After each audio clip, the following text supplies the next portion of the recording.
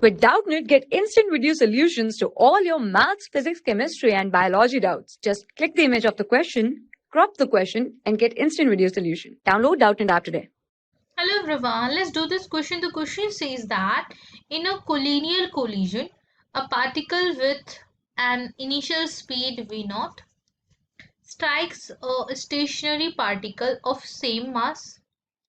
If the final total kinetic energy is 50% greater than the original kinetic energy, magnitude of the relative velocity between the two particles after the collision. So you have to find out the relative velocity, right? Magnitude of the relative velocity. So let's draw the diagram first. Let's suppose initially the particle m was moving with velocity v0 and another particle moving with m, right? Now what will happen? After the collision, the both will start moving with some velocity v1 and v2, right? So this will move with v1 velocity, and let's suppose this particle with v2 velocity, right?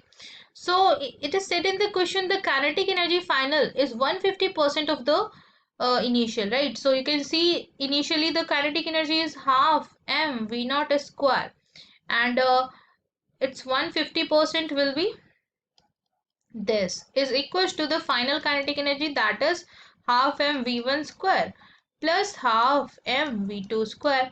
Now you can cancel out this m since masses are same, and this half will also get cancelled out, and this will be 3 by 2. So you will finally write a 3 by 2 v0 square is equals to v1 square plus v2 square. So we got the first equation, right? And if we see the question again, right? So it is given that strikes the stationary particle and final kinetic energy is greater than original one, right? And the magnitude of the relative velocity between the particle after the collision is to be calculated. So we need one more equation, and we will apply momentum conservation since there is not any force in horizontal direction, not any external force rather in horizontal direction. So I will write a P initial, that is initial momentum is equal to P final. So P initial is mv0 and final is mv1 plus mv2, right? Okay, so if you will cancel out this m, you will get v naught it equals to this. Now what exactly you want from this question? If you see, the relative velocity is nothing but v relative is v2 minus v1 mod, right? This is the relative velocity, and this we want in from this calculation, right? So you can see the relative velocity between the two. If you make one of them stationary and gives the velocity of that to another in opposite direction, then you will get to know the relative velocity is v2 minus v1 or v1 minus v2 mod, right? So you know that v1 plus v2 is v0, and v1 square plus v2 square is this, right? And if I want to calculate v1 minus v2 square, that will be equals to v1 square plus v2 square, right, minus 2v1 v2. Simple. So if you see, if you square this term, right, this term, if you square, so after squaring what you will get? See this very carefully, right? You will get v1 square plus v2 square plus 2v1 v2, right? And if you put the value of v1 square plus v2 square here, you will get the value of this, right?